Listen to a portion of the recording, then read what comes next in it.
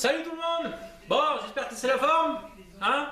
Crois-tu qu'il y en a un qui me répondrait là dans la caméra là? Non? Non, personne? Bon, bref. Allez, bon, blague à part, aujourd'hui je vous retrouve devant ces deux petites bricoles que j'avais fabriquées. Donc il y en a une, vous la reconnaîtrez peut-être pour ceux qui ont vu les vidéos. Je vous la remets là, c'est ma petite forge. Et puis devant ça, là, donc je mets ça, c'est une réserve d'air mobile que je m'étais fait. Donc en fait, une bouteille de gaz que j'ai vidée. J'ai mis sur roue, une poignée, je la fais remplir au compresseur, je la branche sur le compresseur, je la fais remplir à 10-11 kg. Et puis ça me permet d'avoir 1 mètre cube d'air que je peux trimballer un peu n'importe où pour m'en servir, pour souffler, pour faire gonfler des pneus, n'importe quoi. Parce que le problème c'est que mon compresseur est fixe. C'est un gros compresseur de 500 litres donc je peux pas le bouger. Donc du coup cette petite bricole m'était bien pratique.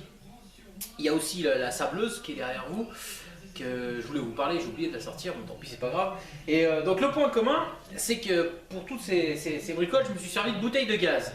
Donc pour faire le corps de chauffe, pour faire la réserve d'air mobile ou pour faire la sableuse.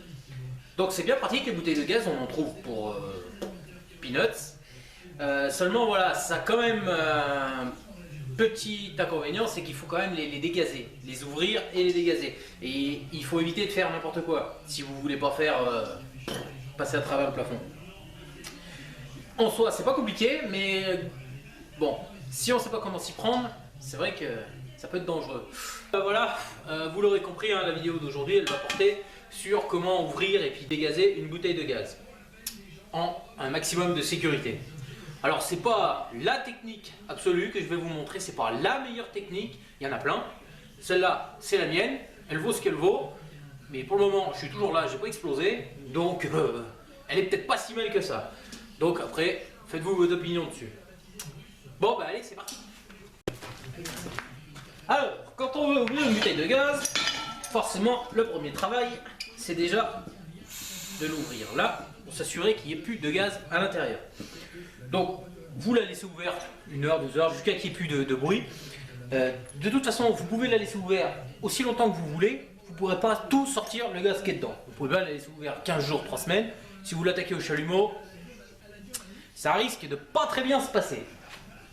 Voilà. Alors pourquoi est-ce que si on la laisse ouverte super longtemps, ça ne la videra pas complètement? Et bien tout simplement parce que quand vous l'ouvrez, vous avez le pshhh, donc le gaz qui s'échappe, parce qu'à l'intérieur, le gaz il est à 2, 3, 4, 5 bars, enfin, suivant la pression qui reste dans votre bouteille.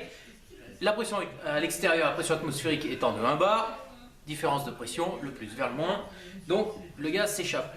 Seulement quand vous allez arriver à 1 bar de pression dans la bouteille, c'est fini, il sort plus le gaz qui est dedans. Parce que vous avez 1 bar à l'extérieur, ça s'équilibre et terminé. Donc vous aurez toujours du gaz à l'intérieur. Voilà pourquoi c'est important de dégazer une bouteille.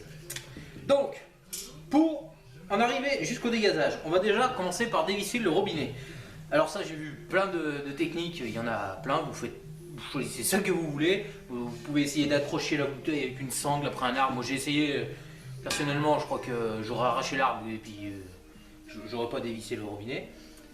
Alors la mienne, elle est simple comme technique. Il vous faut un marteau et une clavelette. Un gros marteau de préférence. Allez, je vous montre ça. Ce qui est pas mal, c'est on couche la bouteille.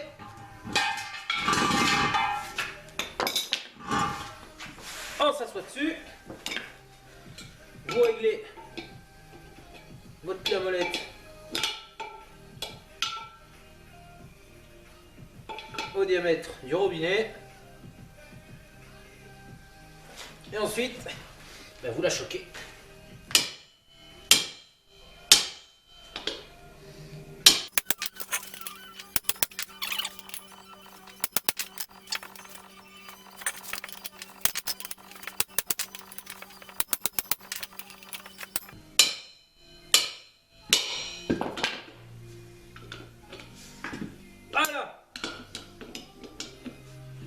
Bon, on a eu droit à une bouteille récalcitrante, elle était un peu dure.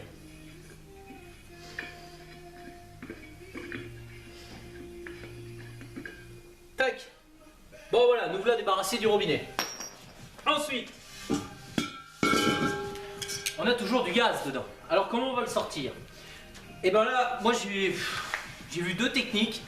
Alors il y en a qui utilisent l'air comprimé. Vous mettez la soufflette dedans et vous envoyez de l'air. Ça marche, ça peut marcher, ça marche. personnellement, j'aime pas trop cette technique parce que là, vous la transformez en vraie bombe. Parce que tant que vous avez que du gaz dedans, théoriquement, il peut pas s'enflammer s'il n'y a pas d'air. Là, vous injectez de l'air dedans. Donc, si vous le faites correctement, tout le gaz va sortir. Ça marche. Mais bon, à vous de voir. Moi, ma technique préférée, bah, c'est vous la remplissez d'eau, tout simplement. L'eau va prendre le volume, va prendre la place du gaz, remonter, sortir tout le gaz. Une fois que l'eau arrive en haut, qu'elle déborde, c'est fini, votre bouteille elle est dégazée. Alors il y a des mecs qui le font 2-3 fois, ça sert à rien. Une fois que vous l'avez fait une fois, votre bouteille elle est dégazée.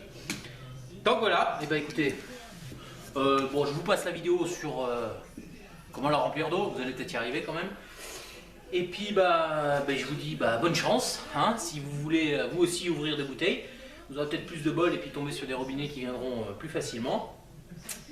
Et puis faites quand même attention, soyez prudents. On fait quand même un peu mumuse avec du gaz, donc attention à vous. Allez, à ciao les amis.